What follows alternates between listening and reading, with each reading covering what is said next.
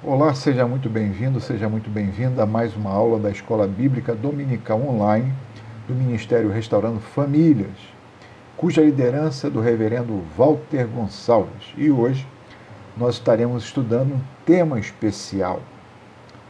Tema esse que está relacionado à Páscoa, Pêssar, termo passagem, passar por cima.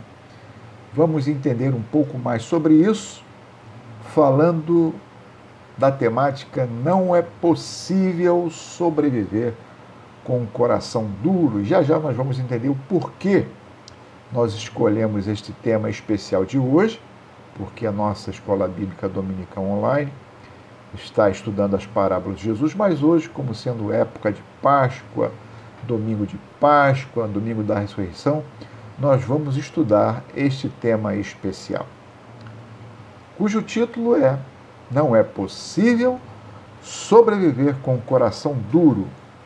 Vamos ler Êxodo, capítulo 8, versículo 19, na nova versão transformadora. O texto diz assim: Isso é o dedo de Deus, exclamaram os magos de Faraó.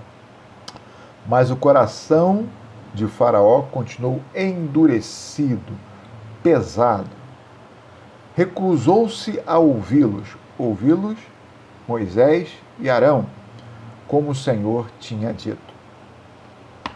A história da Páscoa de Pessah não fala somente da libertação do povo de Israel em relação à escravidão no Egito, mas é também uma narrativa da dureza do coração do ser humano. Nenhum ser humano, individual ou coletivamente, pode sobreviver com um coração duro, empedernido, rígido. E nós vamos abordar de uma forma bem breve esta temática a partir de uma exposição feita pelo famoso rabino ortodoxo britânico Jonathan Sacks, que fala a respeito deste capítulo, ou desta passagem, desse texto de Êxodo, sobre uma análise de Pêssar, uma análise de Páscoa, cujo título é A Pesagem do Coração. Nós vamos usar essa análise do rabino, muito interessante, e a partir dela nós vamos pensar um pouco que não é possível viver com um coração empedernido, um coração duro, um coração pesado. Vamos entender isso. No livro de Êxodo, fala-se mais de 20 vezes do endurecimento do coração de Faraó, o rei do Egito, o grande monarca do período em que Moisés foi usado por Deus para libertar o povo de Israel da escravidão. O termo que nós encontramos no hebraico, o verbo no hebraico endurecer, ficar pesado, é o verbo hazak, que quer dizer, como eu falei, endurecer, tornar-se pesado, ficar duro, empedernido, rochoso, sem qualquer flexibilidade. E esse termo, como disse, aparece muitas vezes no início do livro de Êxodo a respeito de Faraó, monarca do Egito, que apesar do confronto, apesar da exposição, apesar da revelação de Deus para ele, ele não se deixou demover, não se deixou convencer, não se deixou mudar a sua posição em relação ao povo de Israel, quando Moisés e Arão falavam para Faraó: deixe o meu povo ir, permita que meu povo vá embora, saia da escravidão. E hoje nós vamos estudar exatamente isso, que não é possível sobreviver com um coração duro. É interessante que essa temática do coração, na cultura israelita, tanto quanto na egípcia, ela tem um simbolismo muito grande. A palavra hebraica para coração é levet, formada por duas letras do alfabeto hebraico, o lamed e o beit. O lamed parece um cajado, parece aquele instrumento do pastor, que tem um significado de autoridade, pois é o cajado que leva o rebanho a determinada direção. É o cajado que orienta as ovelhas. Além dessa letra lamed, do início da palavra leb, coração, em hebraico, há a segunda letra, que é a letra beit. A letra lamed tem essa conotação de autoridade, pois parece um cajado. E a letra beit parece uma casa. Beit, né? Beit Shalom, casa de paz. Beit Israel, casa de Israel.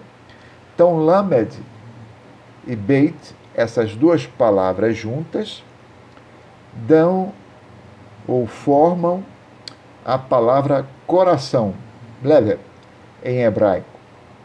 E coração em hebraico significa aquele que tem o local, aquele que tem a primazia, aquele que tem a autoridade de coordenar a casa.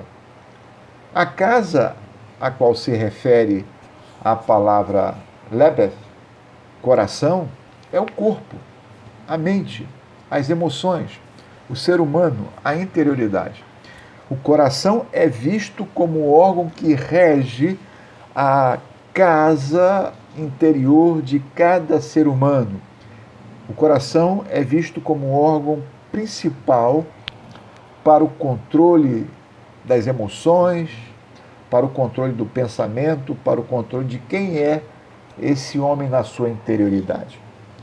Por isso que o Senhor, no Salmo de número 34, versículo 18, diz que Deus, Javé, o Deus Todo-Poderoso, o Adonai, o Eterno, o Deus de Israel, está perto daqueles que têm um coração quebrantado e salva aqueles que têm um espírito abatido. Ou seja, a pessoa que tem um coração flexível, um coração acessível, um coração capaz de entender a vontade e a voz de Deus, é dessa pessoa que Deus consegue se aproximar. Deus é educado.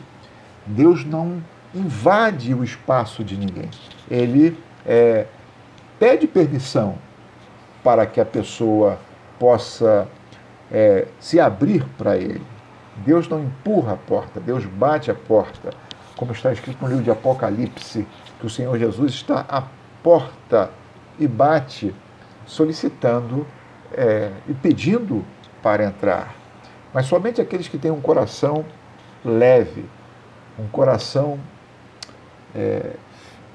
bastante elástico, um coração sensível, um coração capaz de se submeter a Deus, se submeter ao Todo-Poderoso, é desses que Deus tem a possibilidade de se aproximar.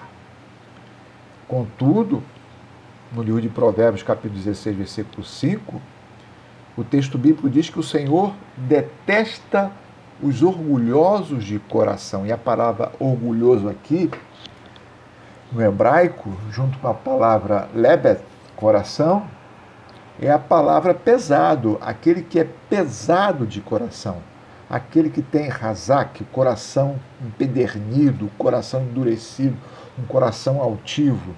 Esse, sem dúvida, será punido, diz o texto de Provérbios. Então nós vamos entender esta realidade falada no livro de Êxodo, no capítulo 8, quando após duas pragas, a praga ou a maldição que tornou as águas do Egito em sangue, foi a primeira, tanto as águas dos rios, como o rio Nilo, quanto as águas de riachos e fontes, e a segunda praga, a praga das rãs. As duas primeiras pragas foram imitadas pelos magos do Egito, os mágicos, aquelas pessoas que serviam a Faraó com a pirotecnia do ilusionismo. Quando chegou na terceira praga, a praga dos piolhos, e são 10 pragas, como todos sabem, na terceira praga, como está escrito em Êxodo 8:19, os magos falaram para Faraó: epa, Faraó, olha só, isso não é mágica, isso aí não é ilusionismo. Aquilo que aconteceu, nós conseguimos imitar um pouco, mas agora, daqui por diante, isso é dedo de Deus. Então, por favor, Faraó, amoleça seu coração. Não tenha o seu coração empedernido. Não tenha o seu coração duro, porque não é possível sobreviver com um coração duro diante de um Deus tão poderoso como o desses israelitas. E é interessante notar que os egípcios tinham uma concepção similar à questão do coração como tínhamos hebreus. O coração leve era o coração que praticava a ordem, praticava a justiça, praticava aquilo que era justo. O coração pesado era de alguém que não fazia aquilo que era correto, que era uma pessoa cruel, uma pessoa má. E na visão egípcia, a pessoa seria julgada após a sua morte a partir do peso do coração. Na religião egípcia, na mitologia egípcia, os egípcios acreditavam que após a morte, a alma humana comparecia diante da deusa da ordem, da justiça e das coisas corretas, chamada Maat. E essa deusa pegava a pluma que ficava sobre a sua cabeça e colocava numa balança. E a pessoa fazia uma confissão de 42 proposições, nós vamos já já falar algumas delas, dizendo que não fizeram nada disso, dessas 42 proposições, e se a balança se equilibrasse, a pessoa teria a chance de, a alma da pessoa teria a chance de continuar no além para a vida no além, resumindo a história. Mas se o coração da pessoa fosse mais pesado do que a pluma da deusa Maat e desequilibrasse a balança, a outra deusa, Amit, que tinha o rosto de crocodilo, devoraria este coração, aniquilaria esta alma. E aí nós vemos algo de interessantíssimo neste processo, quando, na visão egípcia, os deuses do Egito, Anubis, o deus da morte, conduzia a alma até Maat, a deusa da ordem, da justiça e da retidão, para ter o julgamento do seu coração através da pluma da cabeça da deusa Maat, que era colocado na balança, e pesado o coração. Se o coração se equilibrasse em relação à pluma da deusa Maat, a pessoa seguia para o além-túmulo, para a vida além da morte. Mas se a pessoa tivesse o coração mais pesado que a pluma de Maat, a deusa Amit, ela devoraria o coração, a alma daquele ser humano morto. O que isso significa? O que isso tem a ver com a Bíblia? Primeiro, é interessante notar, antes de continuarmos, que, como eu falei, a alma da pessoa morta que seguia junto com Anubis para ser julgada por Maat, isso na concepção da religião egípcia, ela tinha que falar para a deusa 42 proposições negativas, 42 confissões negativas. 3 delas, para que nós não usássemos o nosso tempo só para falar sobre isso, da pesagem do coração perante a deusa, que ou aniquilaria a alma ou seguiria para a vida eterna, seria 3, para exemplificar, as seguintes. Primeiro, a alma diria, diante da deusa, eu não furtei. Depois diria, não assassinei nem homem nem mulher. Depois diria, não dominei alguém pelo terror. O coração, tendo o equilíbrio, depois de proferir, não essas 3 somente, mas também as 42, que depois cada um de vocês podem pesquisar, essas 42 confissões negativas, que é interessante saber isso. Quando Moisés e Arão vão diante de Faraó e falam que o coração de Faraó está pesado, significa que mesmo antes da morte dele, Faraó, ele já estava sendo julgado, ele já estava sendo pesado na balança. Só que não pela deusa Maat. Segundo o rabino Jonathan Sacks, é interessante isso, que o Deus de Israel, que se coloca acima, sobre todos os deuses do Egito, Anubis, Osíris, Maat, Amite, todos os deuses, ele tem o poder de dizer para Faraó, olha, o seu coração está pesado, você não tem praticado a ordem, você não tem sido reto e você não tem sido justo. O clamor do meu povo tem chegado até mim e por conta disso você está sendo condenado.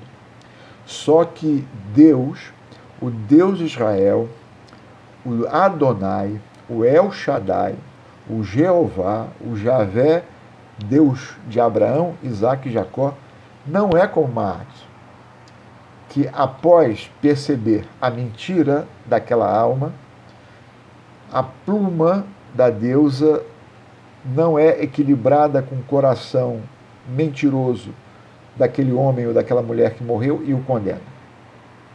O Deus de Israel dá chances, 10 chances para que o faraó, o rei do Egito, possa flexibilizar o seu coração. Deus, através das 10 pragas, estava julgando o faraó e o Egito por tudo que fizeram ao seu povo Israel. E o texto bíblico fala que Faraó, mesmo vendo a cada instante a sua teimosia, a sua postura empedernida, a sua postura teimosa, orgulhosa, altiva, mesmo vendo a cada instante Deus demonstrar o seu poder, em cada uma das 10 pragas, ele sempre se mostrava endurecido, enrijecido, com seu coração duro. O duro coração de Faraó certamente não suportaria no além, na visão egípcia, o julgamento da deusa Maat. O duro coração de Faraó não só resistia e enfrentava o Deus verdadeiro, o Deus Todo-Poderoso, o Deus de Israel, o Criador do universo, como também, a partir desse coração empedernido, desse coração enrijecido, prejudicava não somente a si, mas a todo o seu povo. A praga da peste dos animais, por exemplo, ele perdeu milhares de bois, cabras, de todo tipo de criação que tinha no Egito. Ele conseguiu fragilizar a economia do Egito, ele conseguiu fazer com que aquela superpotência da antiguidade viesse a declinar, a descer, a perder, a empobrecer por conta do seu coração duro, de não escutar e não dar voz, ou melhor, de não dar ouvido à voz de Deus, falando através de seus servos Moisés e Arão. Ele, além de não conseguir se curvar perante Deus, ele também prejudicou muito o seu próprio povo em cada uma das pragas que ocorria naquele país que era a superpotência da antiguidade, uma das superpotências da antiguidade. Depois veio a Babilônia, veio a Grécia, Roma, a Pérsia muito antes, mas nós podemos ver que a situação do Egito, ou no Egito, ficou muito dramática. E Páscoa, Pessah, no termo hebraico, passagem, passar por cima, é exatamente isso. Na 10ª praga, a praga da morte dos primogênitos. Faraó, que entendia que ele e a sua família tinham uma proteção especial dos deuses, e ele, como um deus também que se considerava, não seria atingido pela praga da morte dos primogênitos, que Deus mandou Moisés avisar para ele. Mais uma chance de Deus, e mais uma vez nos mostrou com seu coração duro, e na balança, não de Maate, não dos deuses do Egito, mas no julgamento do Deus de Israel, ele estava em desequilíbrio, em dívida. E é preciso entender que Deus, ele vê de fato não só as ações, não só as atitudes, não só a intenção, o comportamento, mas ele enxerga o mais profundo do coração. Lá no primeiro livro de Samuel, no capítulo 16, versículo 7, está escrito que o Senhor disse a Samuel: não julgue pela aparência, não julgo pela aparência, não julgo pela altura, pois eu já rejeitei aquelas pessoas que Samuel gostaria que fossem reis em Israel, os irmãos de Davi, no texto aqui de 1 Samuel capítulo 16. Mas Deus fala: eu julgo não pelo exterior, não pela aparência, como vê ou como percebe o ser humano, mas eu julgo, eu olho para o coração. Deus vê o coração. Por isso que lá em Provérbios capítulo 4, versículo 23, o texto bíblico diz que o coração é a autoridade da casa. O coração é aquele que rege o corpo, a mente, as emoções, na visão hebraica e na visão egípcia também. Por isso que Salomão escreveu em Provérbios 4, 23, acima de todas as coisas, guarde o seu coração, pois ele dirige o rumo da sua vida. O Faraó podia ter tido um rumo diferente, o Egito podia ter tido um rumo diferente. Mesmo com a praga da água transformada em sangue, ou as águas sendo transformadas em sangue, se ele tivesse se curvado, deixasse o coração leve, se submetido a Deus, praticado a ordem, a justiça e a retidão, Deus com certeza tiraria o seu povo dali do Egito e não faria nenhum mal, nenhum tipo de pressão sobre Faraó. Se ele escutasse, se ele flexibilizasse o seu coração, se ele entendesse que a prática da retidão, da justiça e da verdade, como os próprios deuses da religião egípcia falava, ele não sofreria o julgamento do Deus dos deuses, do Deus Todo-Poderoso, o Deus de Israel, que ele estava sofrendo. Por isso que na carta aos Hebreus, capítulo 3, versículo 8, o escritor daquele texto diz: hoje, se ouvirem a sua voz, a voz de quem? A voz de Deus, não endureçam o seu coração. Não deixe seu coração pesado, cheio de mágoa, cheio de ira, cheio de discórdia, cheio de pecados, cheio de coisas que te afastam ou que podem te afastar de Deus. Antes, faça como até os próprios egípcios, desde os magos até os soldados, até aqueles que estavam ao redor de Faraó. Quando viram a cada praga, a partir propriamente da terceira, da praga dos piolhos, quando perceberam que ali estava a mão de um Deus que eles não conheciam, um Deus que estava acima de todos os seus deuses, eles começaram a se quebrantar, menos Faraó.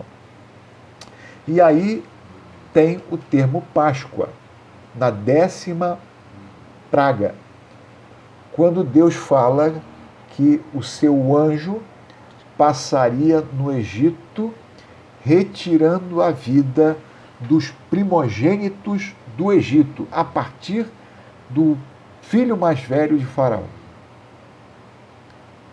Mas em Israel, na terra de Gósen, onde o povo de Israel estava, eles ofereceram um cordeiro como sacrifício a Deus, e o sangue desse cordeiro foi untado nos umbrais da porta. E onde havia a marca do sangue, o anjo da morte passava por cima. É Pessah, é passagem, é não ficar ali, não entrar naquele lar, passar por cima. Isso que é a Páscoa. Quando há o sinal do sangue do cordeiro, o anjo da morte passa por cima. Na visão hebraica, Pessah é isso. Quando há um convencimento por parte das pessoas, e com certeza alguns egípcios foram buscar abrigo na casa dos israelitas, mas nem todos, alguns que acreditavam. E a casa que estava untada nos seus portais com sangue estava protegida. A Páscoa, na visão cristã, não é só a lembrança da libertação do povo de Israel do Egito. A Páscoa, na visão cristã, é a libertação de cada um de nós do mundo afastado de Deus, onde nós temos nos umbrais da nossa casa, do nosso coração, nossa casa interior, o sangue de Cristo que nos protege, que nos blinda de toda a ação do anjo da morte ou da própria morte. Porque o salário do pecado é a morte, não somente a morte física, mas também a morte espiritual. Nós podemos até sofrer a morte física, mas a morte espiritual, porque morte é separação. Aqueles que têm o sangue de Cristo, aceitam Cristo como Cordeiro Pascual, iluminado e enviado por Deus, Cordeiro que tira o pecado do mundo, esta casa não será destruída. Por isso que um coração empedernido é convocado por Deus a se flexibilizar. E Deus vai julgar todos os homens, como diz Paulo em Romanos 2,16, a partir dos seus segredos, dos segredos do seu coração, por meio de Cristo e do Evangelho. Por isso que hoje nós também estamos sendo pesados numa balança, não a balança de Maat, daquela deusa mitológica egípcia, mas na balança do Deus Javé, e que está sendo usado como prumo ou como pluma, é o sangue de Cristo. O que nós vamos fazer com o sangue de Jesus, com o sacrifício de Jesus? Vamos recebê-los para equilibrar nossa vida, tirar de nós toda a dor, todo o peso, todo o pecado, tudo aquilo que nos afasta de Deus e deixarmos Deus entrar dentro da nossa existência, ou vamos fazer como Faraó? O que nós vamos fazer hoje? Deus nos fala conforme falou na carta aos Hebreus. Se hoje nós ouvirmos a voz do Senhor, não vamos endurecer o nosso coração. Quantas perdas Faraó poderia ter evitado? Quantas situações terríveis ele poderia ter impedido. As pragas que sucederam, as 10 pragas que não precisavam ocorrer, ocorreram por conta do coração empedernido, endurecido de Faraó. Não é possível sobreviver com o coração duro. Na última praga, ele perdeu o seu filho querido. Além de perder o seu filho, ele continuou endurecido, enrijecido, saiu em perseguição do povo de Israel, e todo o exército de Faraó morreu no Mar Vermelho. Ele voltou com poucos homens para o seu palácio totalmente derrotado, o Egito totalmente degradado, aniquilado, com as pragas das saraivas, com as pragas das doenças, com as pragas dos piolhos, com as muitas pragas que foram lançadas naquele país por conta de não querer flexibilizar, tornar leve o seu coração.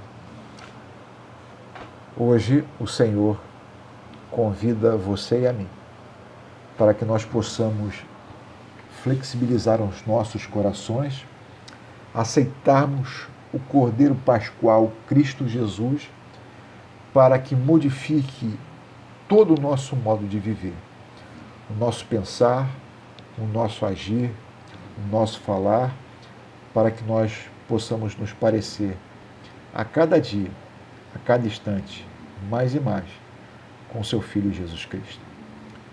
Deus também quer que o anjo da morte passe sobre nós e não nos ataque.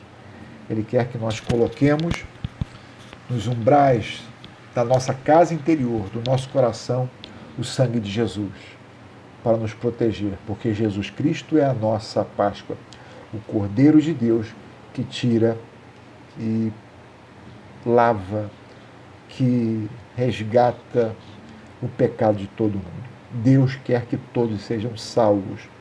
Deus não quer que ninguém morra, como Deus não queria que ninguém morresse no Egito. O rabino Jonathan Sacks, ele mostra nessa sua prédica, nessa sua comparação, nessa sua análise tão interessante, dizendo que os egípcios compreenderam de fato que o Deus de Israel, muito maior do que Maate, muito maior do que Osíris, Anubis ou qualquer outro Deus que eles conhecessem, o Deus de Israel, o Deus Todo-Poderoso, Criador do Universo, Elohim, o El Shaddai, ele não queria que ninguém morresse, mas o coração do líder da nação, o coração do rei do Egito, o coração de Faraó estava enrijecido. Prejudicou a si, a sua família, o seu povo, porque não quis dar ouvidos à voz de Deus. Deus se aproxima de todo aquele que tem um coração quebrantado, um lebet, um coração leve, um coração bem flexível, para que possa receber a sua voz e a sua orientação. Que nesta Páscoa, nesta Pessah, nesta lembrança da libertação do povo de Israel do Egito, lembrança do sacrifício de Cristo no Calvário, nós possamos tornar o nosso coração de carne, de pedra, o nosso coração enrijecido, num coração de carne, flexível, acessível e submisso à voz de Deus. Que Deus possa falar a você como falou a Faraó, e que Deus possa ouvir de você e ver em você não um comportamento que viu em Faraó, mas um comportamento diferente. Como os magos perceberam já na terceira praga, como os egípcios, na sua grande maioria, percebeu desde o início que alguma coisa estava acontecendo de anormal naquele país. Hoje, se nós ouvirmos a voz do Senhor, não endureçamos os nossos corações, mas que nós possamos flexibilizá-los e aceitar a vontade de Deus na nossa vida, a pessoa de Cristo no nosso interior, e entender que o sacrifício de Cristo nos limpa, nos lava e nos redime de todo pecado, nos livrando da morte eterna e da condenação no além-mundo. Que Deus possa nos abençoar hoje, domingo de Páscoa, rica e abundantemente. Amém.